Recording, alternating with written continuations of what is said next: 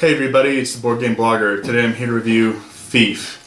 Now this is a really fun strategic game set in medieval France during the time of the Avignon popes. Now what's neat about this is you're sort of playing a dynastic family, and you're going to get different characters throughout the game and basically try to move to expand your part of France and obtain baronies and dukedoms, try to become the king or the pope, like have your different characters become that. There's a lot of dice rolling in the game for the combat, so for some people may not be their cup of tea, but the negotiations in this game have just so much depth, and it's really interesting. One thing that's neat about this game is that there's kind of dual lands.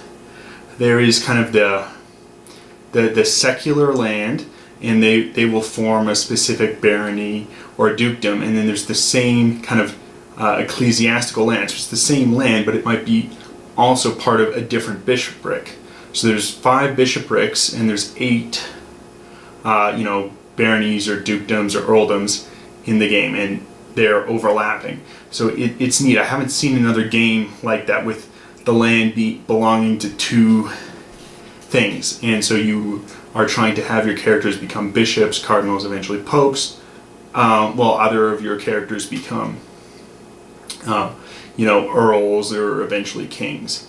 You have a really interesting alliance type system in this game, because the only way you get alliances with other players that are binding are through marriage. And so there's female characters and male characters, and you're trying to marry them off in order to secure an alliance. And the only way an alliance ends is if one of the characters dies or you get an annulment granted by the Pope. Really interesting, really neat decision making. The game, however, there's no definitive rounds to end the game. It's not like you play 10 rounds, whoever's in the lead, the game ends. You're trying to score 3 victory points or 4 in an alliance, and because of that, and people will hit people when they're in the lead. There's really no definitive time on this game. It's really a 2 to 5 or 2 to 6 hour game, and because of that, this may not be the type of game for everyone. Some people like to say, oh, I'm playing Twilight Struggle, it's a 2.5 hour game, and book off a certain amount of time because there's X number of rounds. This game can really vary. You can have a rushed win, get this done in maybe even an hour and a half potentially, or you can have a game drag on up to even beyond 6 hours, just because the back and forth, and you're keeping people in check with the balance of power. Now the game ends quicker with this interesting alliance system. That's something to keep in mind though, and it's very heavy negotiation. It's really interesting how the negotiation works. Negotiation and talking is all done publicly in front of all the other players, but you'll have some diplomacy tokens that you start the game with that you can use to go and speak privately. And those are hard limited in the game. So you only have a certain number for private conversations, and that's the only time you can exchange cards or money, is during these private negotiations. It's a really wonderful negotiation game. Luck, though, does play a big factor. So again, if people they don't like luck, you're not going to like this game. Luck can be really big. You can have plagues that hit and just totally decimate your characters as well as your armies, and you can try and mitigate against that, but it's there, and it can really swing a game around. So if you don't like big swings in a game, if you don't like a lot of luck, this game isn't for you. I like it though. I love the negotiation, just so interesting the way the alliance is, and then when you're in the marriage, you're stuck unless the character dies. It's really interesting. You've got the different bishoprics in there. It's a really, really interesting game. Rule book here. This is pretty good. It's the French translation is how it's originally written, and is in French, and then there's the English. And there's a few phrases that are just kind of odd, but I believe this game's being picked up by Academy Games, and they've refined the rule book, made it a little tighter for English reading, and I think it's quite well laid out. Things are well written. This game really needs, I think, a player aid. It's tough to just wrap how everything works, turn order, what the cards mean, because cards have different symbologies. It's not written in a language, it's just symbols, so you really need a player aid. And the game comes with some quite good player aids here to describe the card. It's in French, not the most helpful for me, to the sadness of my French teachers throughout school.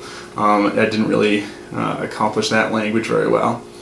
But it's there explaining everything.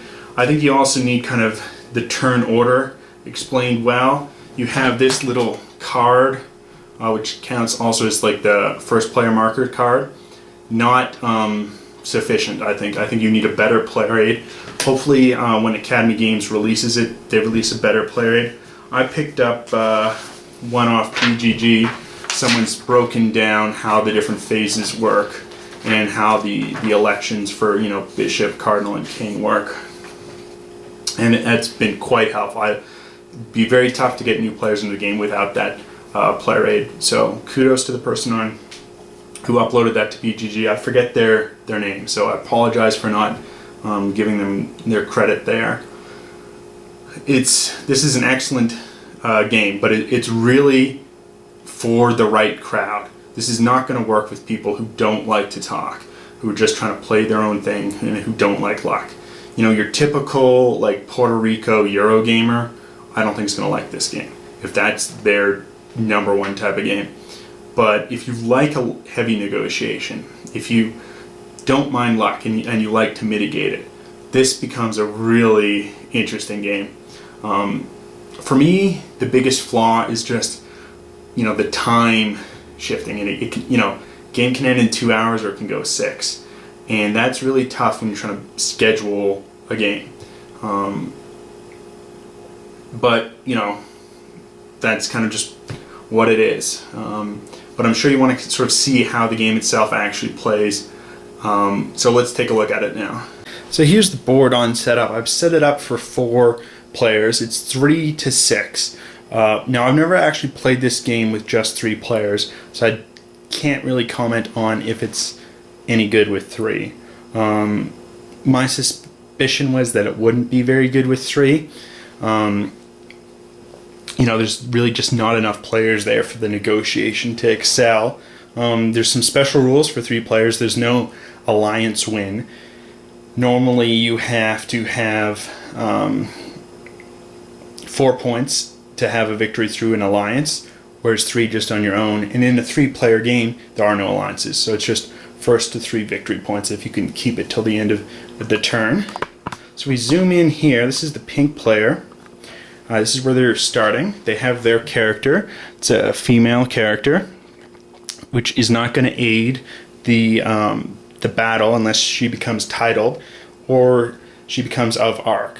Like Joan of Arc, there's a card here which will turn an unmarried female into of Arc. Here she's Mirelle. And if you're of Arc, super powerful. Gives you an extra dice in battle roll and extra movement. So here we have a starting 1 knight and 3 men-at-arms. Now what you can do is you can play him on the reverse, sort of for a fog of war. So you don't really know if it's a knight or if it's men-at-arms. But for demonstration purposes here, I'm just not doing the fog of war. You have a castle where you start, and that's sort of how everyone is starting. So I've set up for a 4-player game. What happens is starting player is going to just pick their location. They'll move there, and the other players will do the same.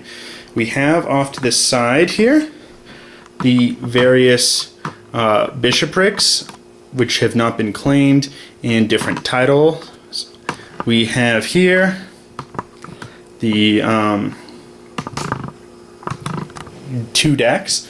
We have the character card deck and then the event card deck. We have sort of a kind of a handy example of how much dice you roll in a combat based on their strength points, how much things cost, and then this purchasable red hat to turn a bishop into a cardinal. So let's play through 2 rounds here just so you kind of get a feel for play. So the first phase of the game is the kind of negotiation and election phase. So players can kind of talk openly. What's interesting here is we've got the one female character here, and then the other characters so far are all male.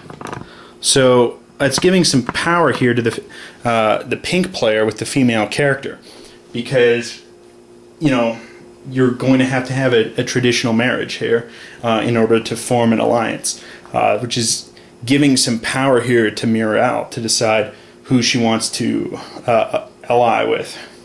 But first turn, no one's deciding to ally. No elections take place. So if we zoom in on the map here, we can see what you have is you've got this orange color. This is kind of the secular kingdom, the secular land for this dukedom, and 4 cities make it up. And then we see there's also imposed this different color. There's a purple line here and an orange, and these are representing different bishoprics.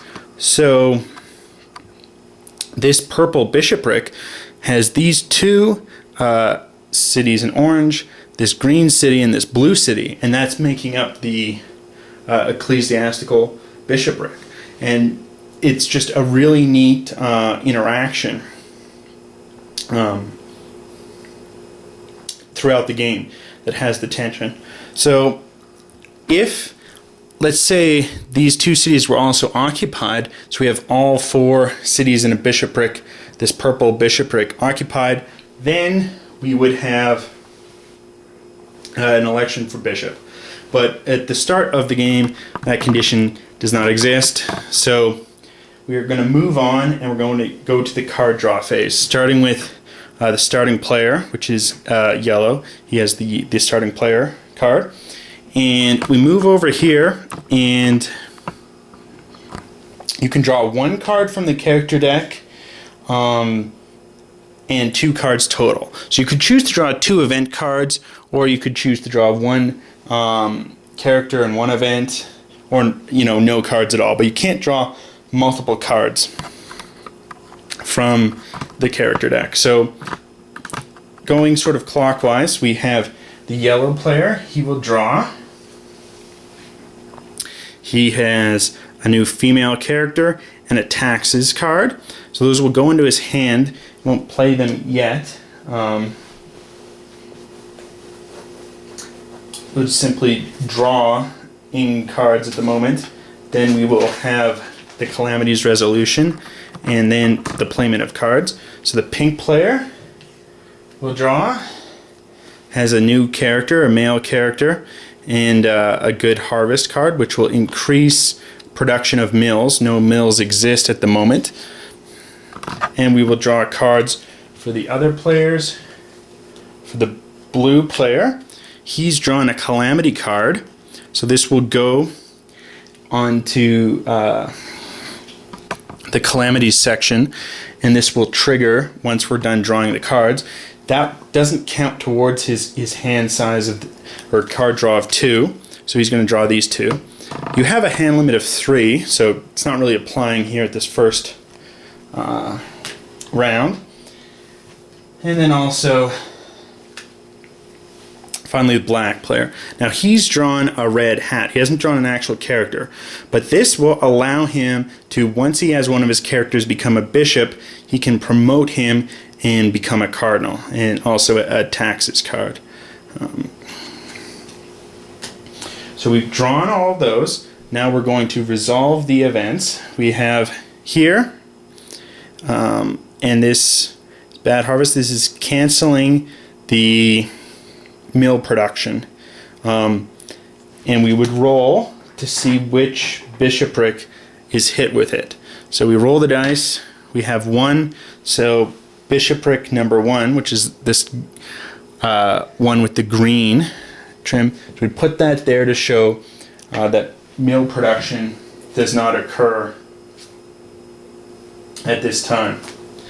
But mills haven't actually been produced. But there's this famine. But what's also interesting on this card is it enables play of a revolt card. So someone can play a revolt there. Because there's a famine, the peasants are upset, and a player can choose to play a revolt card onto that. Now we'll take turns playing cards. So the yellow player here, he's going to play. He will play down Janine. And we'll select her. Has to go with where he currently has another lord. So she'll go up there. His other card, this taxes card, he doesn't actually have a position. He's not a bishop or a secular liege yet. In control of something more than just the one city. So this isn't actually playable at the moment. We'll go to the pink player. She will play Othen down, and we'll get him. He will go on the map here. Now, having multiple characters is really key because armies cannot move on their own. They have to be led by a character.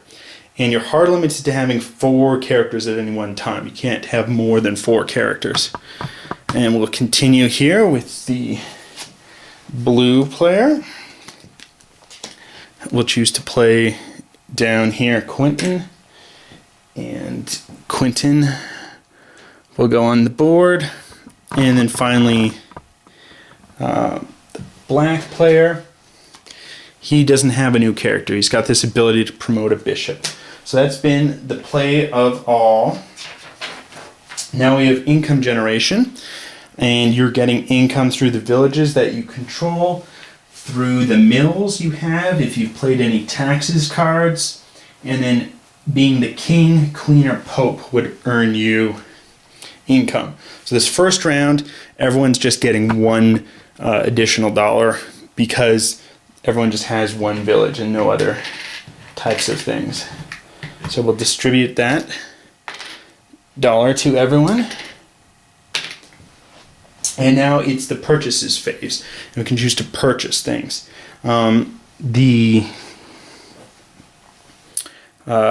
with the yellow player here, he's going to choose to purchase 2 mills. It's going to cost $6 total. And everyone starts the game with 5. So this is to sort of get an economy going. So mills will be placed here. Each city has a maximum of 2 mills. The pink player is going to purchase 1 mill and 1 knight, and a knight is 3. But just being a little closer here, it's a little more cautious, wants some more troops. So we'll place the knight. That will go down. We have the blue player is deciding to purchase 1 knight and 3 men-at-arms. Men-at-arms are 1. Now you have a placement limit of 4 per city. You have a unlimited stacking limit, if I'm reading the rules correctly. We can only place 4 units into a city at once. There's sort of a limit on how many troops can be recruited in any given city, but it's unlimited how many it can support. And now the black player is choosing to get 2 mills as well and get their economy going a little bit stronger. Probably a better early position move unless you're going for a quick attack. Next we have the movement phase. Now you can move 2 spaces with any given lord. Troops need to go with a character in order to move. And again, the Joan of Arc character, There's an of arc card, which will create an unmarried female to become of arc. They are allowed to move 3. So, starting with the yellow player, he's going to go over here. He's going to take Jean and a knight and Sergeant of Arms and take control of this territory. So now he has all the territories of this color. It's just a small barony. So he'll be able to purchase that title if he has enough money and retains those territories at the beginning of the next purchase phase, the next turn. The pink player chooses to move Othin and 2 knights here.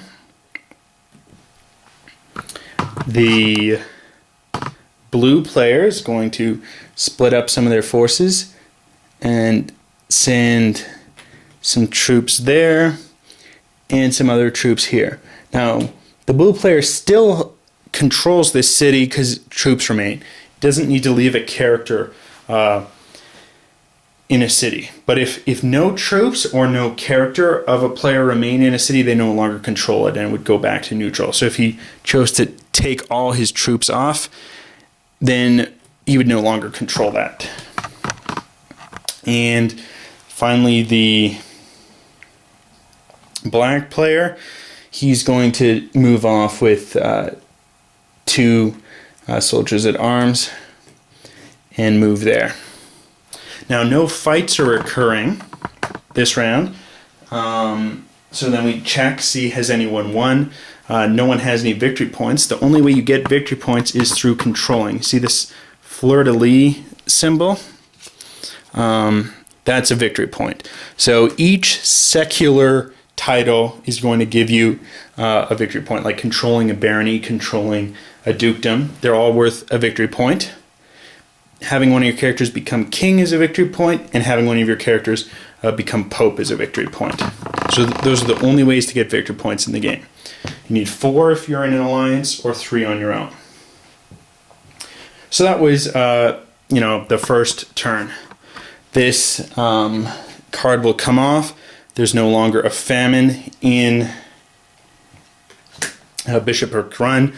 And we proceed to the next turn. We have a hear ye phase. And the pink player is going to spend one of their diplomacy tokens. Now you're hard limited to 3 in the game. People can talk openly, but pink player is going to use a diplomacy token to speak privately to the blue player. They're pretty close together. They don't really want to be at loggerheads the whole game and give the other players an easy victory. And they agree to form a marriage. So what's going to happen is they will exchange rings. So Muriel here is married to the blue player. And so we put the ring on her, and the pink player's ring is going to go on to Quentin. So Quentin up here is married to Muriel. Now if one of those characters dies, the marriage is going to end. But now they're in a formal alliance. And if they can get 4 victory points between them, they're going to win the game communally. Nothing else is achieved at the moment. As you can see, you've only got in your stock, pink player doesn't have any other rings. So you can only actually be in an alliance with one other player. We also now have a bishopric election because all the cities in this Bishop 4 are occupied. There'll be an election. Now other bishops or other cardinals or the Pope would actually have influence in that election. But currently there's no other bishops that are controlled, no controlled cardinals, and the Pope isn't controlled. So only 1 vote per city. Now they're in alliance, they agree, let's vote. We want to have Eric become the bishop. So they will send all their 4 votes. You would have secret voting markers that you're placing down. So the white says you'd put it on the candidate. So here we're going to put the votes down secretly. You also have a bluff, but because no one else can vote, it's not really necessary here. But here we have Eric. We reveal, and he receives all the votes of the pink player and the blue player, which is sufficient to give him the bishopric. And we'll slide this in underneath, and this shows now Eric is the bishop of bishopric number 4, and he has the powers that come with it. He can play cards to tithe, to get income. He can try to attempt to quash a revolt, but just by kind of talking the revolters down. He can fail though, and they can stone him to death. So there's some interesting things that occur by becoming a bishop. He can then later be elevated to a cardinal, and so on. There's no other elections that take place at this time, and we just simply go to the card draw. We've moved over the starting player, and it's moving each turn. That's one thing I think would have been interesting, maybe if they'd instituted kind of a bidding system for the starting player, just because there's an advantage in moving first, in drawing the cards, in purchasing things. It would have been, I think, an interesting addition. So we've added that on, and so the pink player will start. Pink player will draw, has another character and another taxes card. So 3 total, that's their hand size. So next turn, they may need to discard a card first prior to drawing if they want to draw any cards. But they'll be able to play this down. So they'll only have a hand size of 2. But we just continue the draws, then the calamities will resolve, and then cards are played. We have here blue player. They've drawn a calamity, which is going to go back down. And here they've drawn some interesting cards. They have the red hat, so they can now promote Eric, who's already a bishop, to a cardinal. And it has this lightning, which means it can be played at any time. Doesn't have to be played just during the card play phase. So they may want to hold on to that as kind of a secret.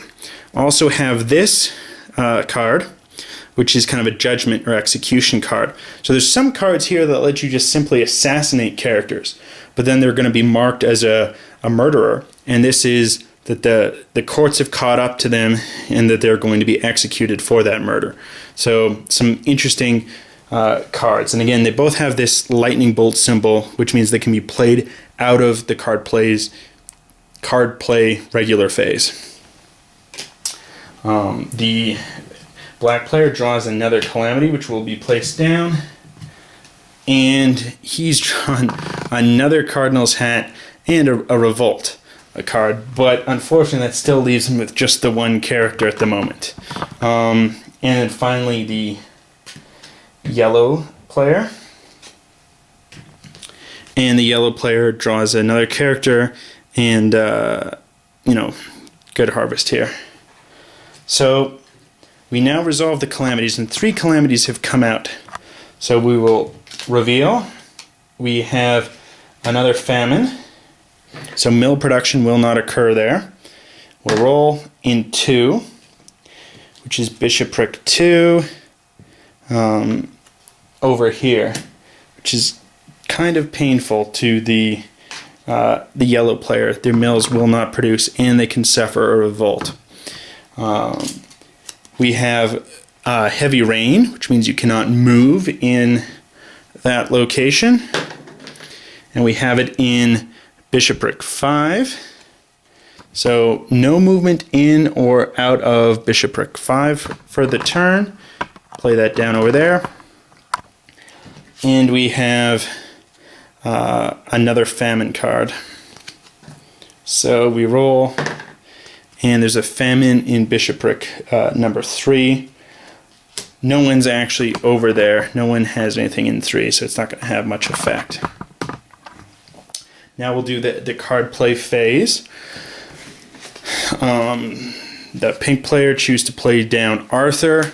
They have 3. Remember, there's a total maximum limit of 4 that you can have. Now Arthur can join either one of these 2 characters. Has to go where there's currently an existing character. He's going to go here at Bourges, where he has the mill and his castle.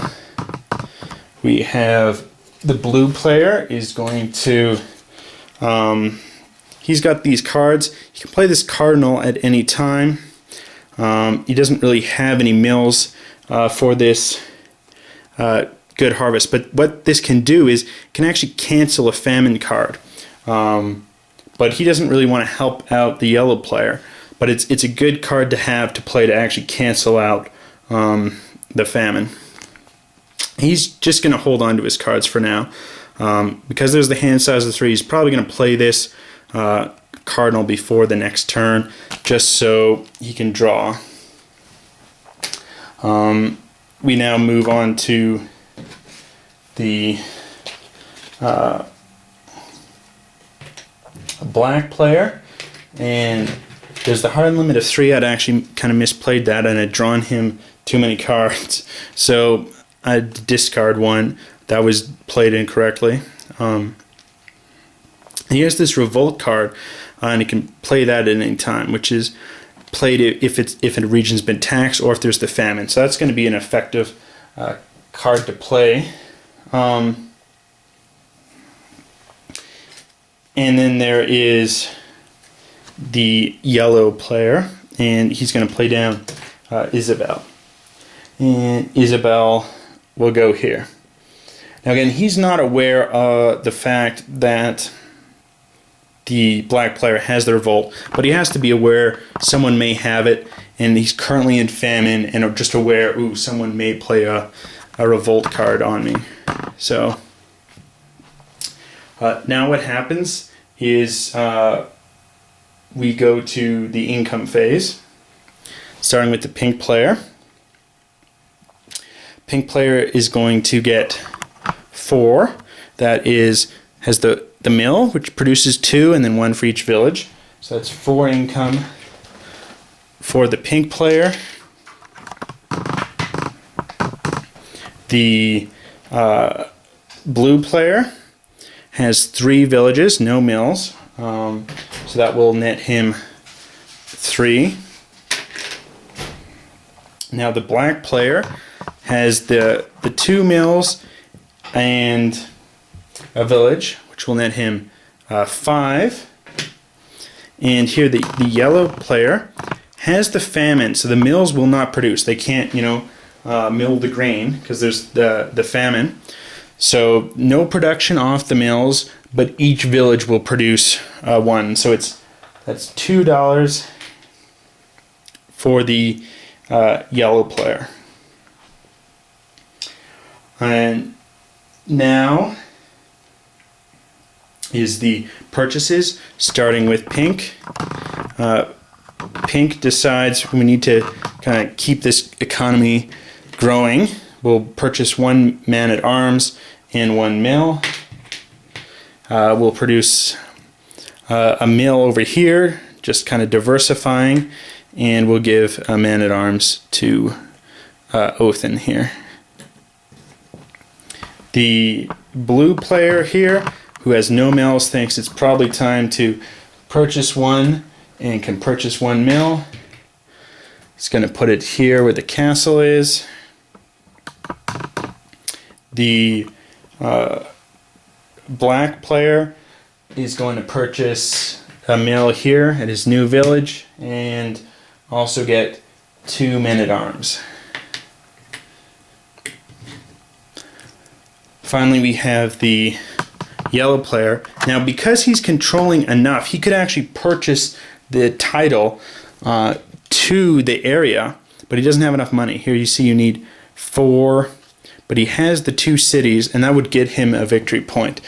And then he'd control those cities even if they weren't occupied. So by having a title to an area, you can move all your troops out. You still control that city unless somebody else actually moves in troops. But if it's unoccupied, it's considered part of yours. So it allows you to expand some more. But he doesn't have the money because of the famine. At this point, we now move on to the movement phase.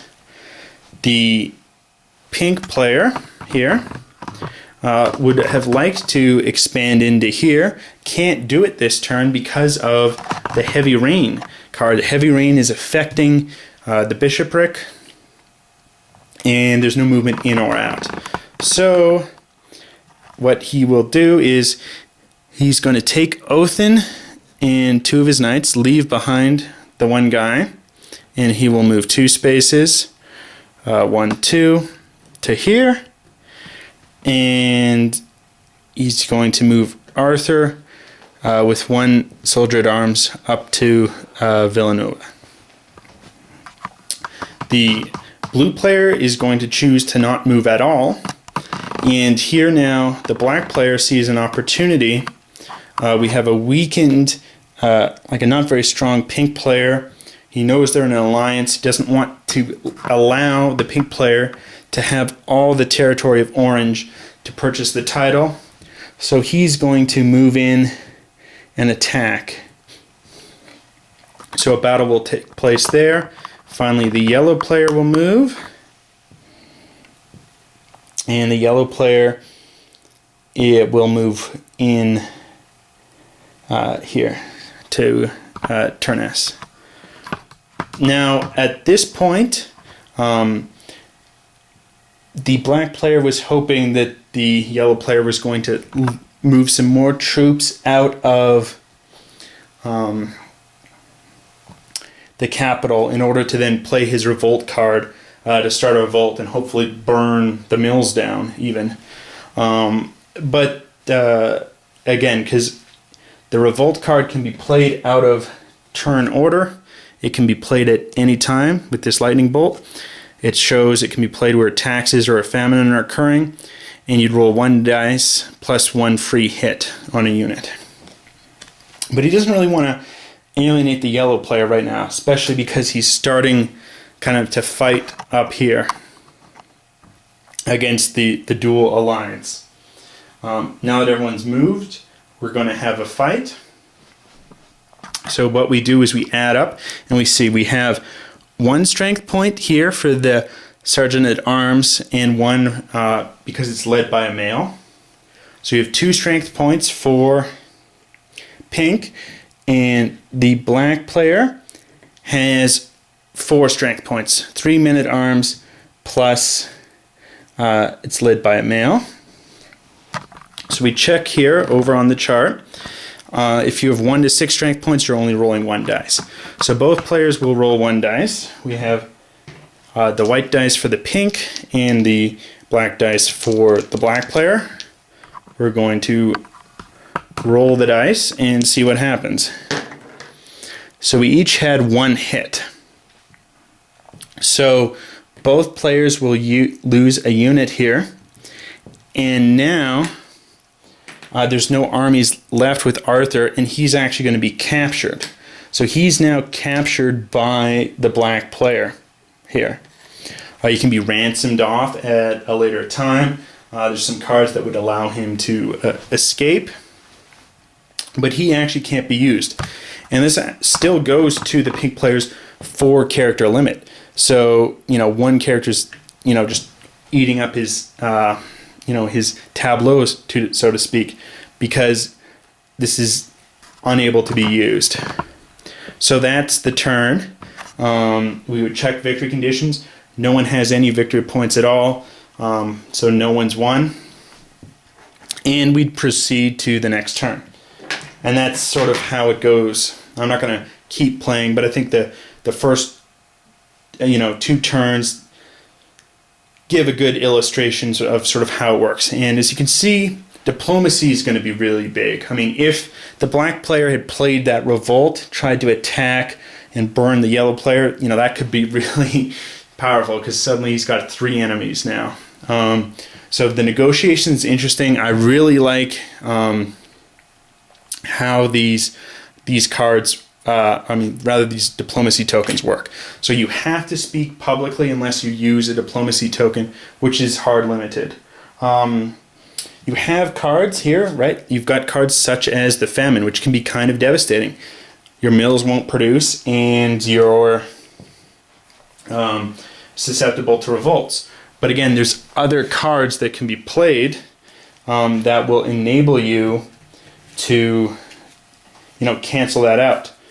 This card can be played to cancel that out. So I think you can mitigate your luck quite a bit in this game. Unfortunately, there are some cards here. There's this plague card, which will hit a bishopric. There's no counter to it, and 50% of your troops die, and on a 1 to a 3, each character in the bishopric will die. So that can be quite devastating. I think that's almost a too powerful type of card. So people just need to be aware that's in there. It can be drawn. And to not keep all their characters in the same bishopric. You don't want to have too many eggs in the basket in case a plague hits. But it can be very devastating. I mean, I've seen it hit, decimate armies, kill 3 out of a person's 4 characters, and it just totally swings the game. So that card may be a little too powerful, especially for people who want a little bit lower luck. If you're rolling dice generally balance over the course of the game. And it's not like there's 1 or 2 rolls for the combat dice. So I don't have a problem with that. I think the plague card may be a little too powerful. I think it's fun. It adds an interesting narrative. It's going to add more importance to the diplomacy, but that can be almost too powerful. As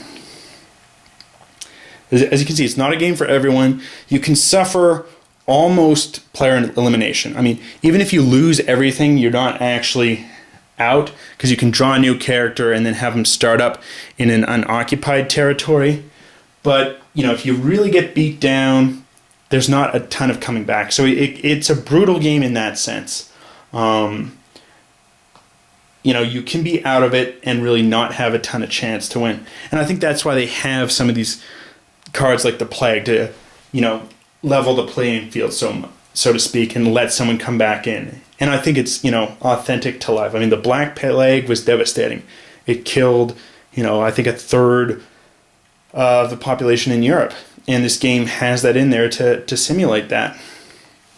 You have, we weren't really far enough in the game here, but you've got the king and the queen. And what's interesting is once whoever is the king, whoever they're married to, becomes the queen. And what's interesting then is if the player who controls the queen then draws another male card, they can then designate them the heir apparent. So if the king dies, he automatically becomes the heir apparent, automatically becomes the new king. There's just a lot of really interesting things here. It's a unique game. There's not many other games that are like this, and I really enjoy it. It's not a game for everyone. But I think for the right crowd and for the right player, you're really going to love this game. Anyway, till next time on the Board Game Blogger.